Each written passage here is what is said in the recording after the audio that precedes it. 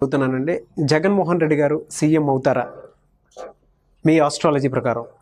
ఎవరు famous astrologer? Yes.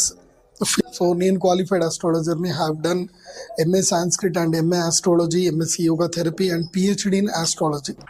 So ఆమె qualified astrologer. ఒక క్వాలిఫైడ్ ఆస్ట్రాలజర్గా నేను అనాలిసిస్ ఇవ్వడానికి నాకు అర్హత ఉంది అని నేను అనుకుంటున్నా. సో ఆ అర్హత ప్రకారమే నేను చెప్తున్నాను, కానీ ఏదో అలా గాల్లో లెక్కలేసేసి అలా నేను చెప్పట్లేదు.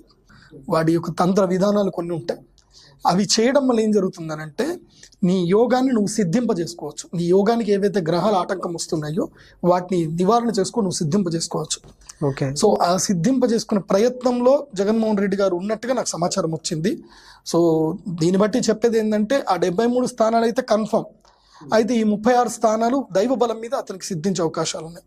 ఆ 36 స్థానాలు కనుక సిద్ధిస్తే కనుక డెఫినెట్లీ జగన్మోహన్ రెడ్డి గారే